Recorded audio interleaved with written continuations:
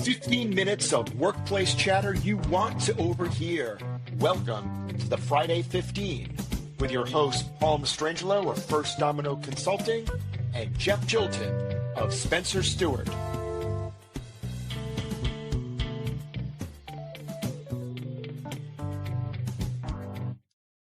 Hey, happy Friday, Paul. We're back. Thank you, Jeffrey. It is a good Friday. It is, well, not that Good Friday. That was several weeks back. It's a different, it's an okay Friday. Okay, Friday. Hey, but we were talking recently about culture and rituals, and that did kind of make me want to talk about some rituals that have disappeared and the consequences of that, and specifically using Stonehenge? No, Not Stonehenge? not Stonehenge. I'm sorry. That's you can go to your History Channel another time. But no, I would talk about Southwest Airlines and how they have taken away rituals that have differentiated them and did not replace them with rituals that kept them unique. And it has really upset their customers and has diluted their brand, in my opinion. So if you really can, they've gotten rid of their, what I call their catacall seating with, their non-assigned seating, and people would line up to first come, first serve. So it's very democratized seating, their free baggage, and the flexibility in when you could, change your flights. And that's all gone now. And if you look at their customer loyalty and the frustration that is being expressed about that, and the most common thing that people are saying about it is, it's just like everyone else now. Like, there's no reason for me to be loyal to you because these things are gone. And when we talk about ritual and we talk about culture, ritual does give you identity. It does give you things that make you stand out.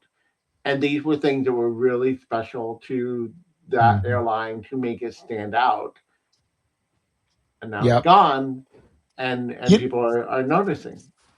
It's interesting. So my wife and I flew Southwest about a week ago. Actually, we flew back exactly a week ago. But on the trip out to California, we this flight attendant was about to go through the whole, don't do this and upright and locked and whatever. And someone went over to the restroom and she shamed him.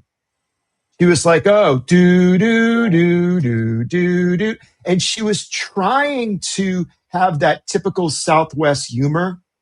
And on any other occasion, it might have been okay because, it was always fun.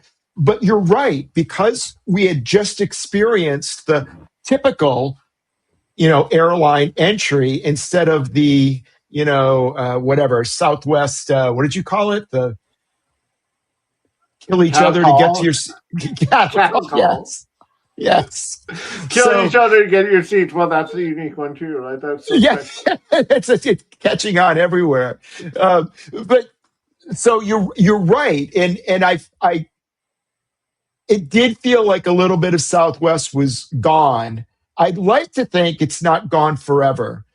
We've got to wait and see what the results of all this are. And I remember this was an activist stockholder who pushed Southwest. I don't know the gentleman's name into, we need to collect money for bags. We need to, book board quicker, et cetera. So I'd like to think there's a way back, but you're right. That ritual is gone.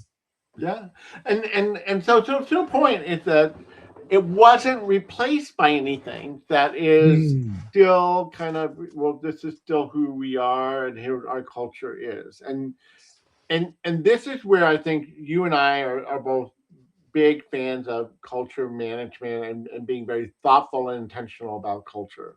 And this Yeah. is an example where this activist shareholder is not being thoughtful or intentional about their culture, especially Yeah. when it comes to what it means to the, the customer. And it plays out the same way with employees. A lot of times organizations think culture just happens and they take things away that are meaningful to employees and they don't realize what they're taking away, or they don't replace it with something that's equally meaningful, or they kind of wonder like, well, why have we lost that loving feeling that Right. we've had. And I think that um, it's really important when we are thinking about why people engage with each other, engage with the organization, where we have these rituals and patterns and actions, that they do have meaning. They are a way of That's right. and it doesn't mean things can't change, but that when they do change, we should be thinking about substitution, or we Well, should be thinking about what would it mean to lose them. you're right, because that's exactly how it feels. We have lost something. We used to have that special interaction with Southwest, and now it's gone. And to your point, this feels like every other flying experience. And why? Because someone wants to make more money off of all of us squished into this, Yeah, yeah. sardine can on wings. Yeah, and they could figure out something else special, and maybe they will, and then we'll bring the Southwest brand charm back into focus. Maybe we'll see. Time will tell. But I've seen it with my clients in the past where they are trying to make culture change. They are trying to promote something specific, and Hmm. they think that words are enough. Hmm. We talked last time about the plaque on the wall, that is not, words are not enough. Words are important, uh, but you need to have the right actions. You need to be very mindful of what rituals and what stories are in your culture. I've always believed you change the stories, you change the culture, and I don't mean in a performative way that Hmm. I'll tell a different story now, and then the culture will magically change. What I mean is that you change the rituals and the behaviors. That over time the stories will change to reflect that, and that Right. would reflect the fact You that your got an culture. example? Have you got an So example of that? an example of how I can change maybe what not worked, and then maybe what should be a good example. So I had a client who was really working very hard to create a more healthy, well-being kind of work environment. It was very stressful and Mm. very uh, masters of the universe, long hour kind of environment. And they had been putting all these programs together, but Yeah.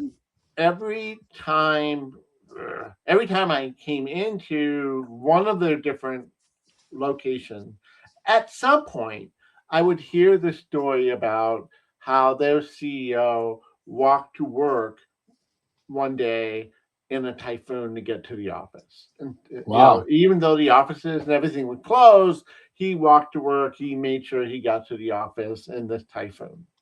Because it was a well-being and healthy Yeah, environment like and filled and with so safety. right, exactly. And so it's like, and they they obviously had wonderful regard for the CEO, but at the same time, it's like, do you realize what this story is telling in light of, like, so what you're really saying is we really value that you would put your life and limb at risk more than we Yes. really believe in all these other things. And so as long as you're telling that story, you're reinforcing this culture that we're really about a hero culture. We're really about giving it your all, even if it's at the risk of Yeah. something else. So That's a great. what would be different now? Like, that was 20, 20, 30 years ago, right? Now you Yeah. have a different world. What should the stories be now? And that Mm. post COVID, it can be like how the CEO cared about people through COVID, or how there's different stories that could be told now that Oh are gosh. different. Well, Jeff, I'm so what are the stories that you read about with AI? First of all, I don't know if there is those heroic stories, but if there's any stories you're hearing about, it's, oh, well, by using AI, I took something that used to take whatever 50 hours, and now I can get it done in two or less, right? And to your point, okay, that's the story that's being told. What's the meaning? What's underneath that? We want to squeeze everything out of you. So, yep, you're still going to have your 40, 50, 60-hour week, but think of how much more productivity and value you can produce for us while you're still locked here in your beautiful cubicle in this lovely office, which you must return to. I mean, there's so many, after a while, you can understand why people would just sort of, say, we're getting screwed because the message underlying those quote stories, the communication we're being told, it's amazing to me that that executives can't read that better, read the room, think about the message. Why would we repeat that story if this is the value that we're trying to get across? I, I don't understand it. Yeah, and on the other side of that too is, if we're looking at the AI thing, is the results aren't paying off. Like, Mm, they're not getting the return that they think they're getting. So they're missing something in that equation. So even the story that they're telling themselves is still at some point illusory. Like, I'm very, very curious to see what happens with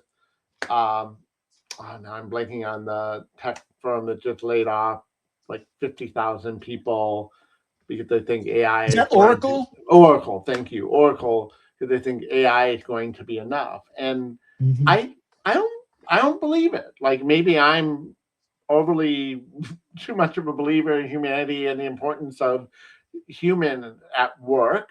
But we've been down this route before, where we've had Yeah. automation, and oh, we don't need humans. We have robots and computers, and look what happened. Like, no, we need Yeah. people.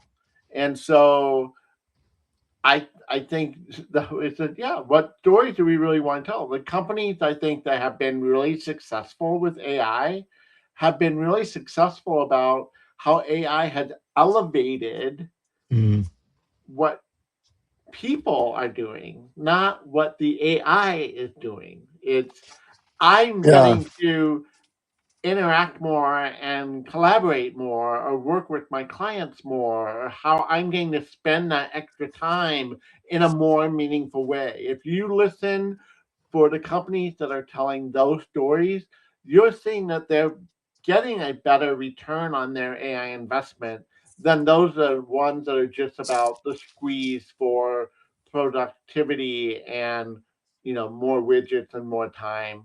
So, how would you, if you were in charge of culture at Meta, because think about what Meta has brought the world. They brought us Facebook, and social media, as we know, is being linked with all sorts of mental health issues, depression, and some cases even suicide. Right. So, okay, that was their first rollout. Then they leaned heavily into virtual reality so that we could not deal with the real world. You could just put on goggles and we would deal with this own world, which we would happen to operate and own. And of course, that fizzled out rather quickly. And I don't know if you read this one. I don't know. I don't remember the details, but there's some insane incentive for their executives if with by I think 2030 they reach a particular stock value. And it's like, okay, so now our goal is not even make money, is to make other people believe that we're making money because it's a metric that's outside, in some ways, outside their control. And we're going to reward that. So you're in charge of the culture. We make money and we try to separate people from humanity. That's our story. Yay. Well, they shut down Metaverse. So obviously they were at least smart enough to realize that that wasn't going to pay off. Um, yeah, I, I don't know what to say about Meta other than I think they missed the point about the value of social is about social, and it's about Yeah. social networking. It was about people wanting to connect, and they seem to be pursuing a model that's like about isolation, and Yeah. so it's really again knowing, well, who are you really? So that's a whole nother conversation about culture, identity, right?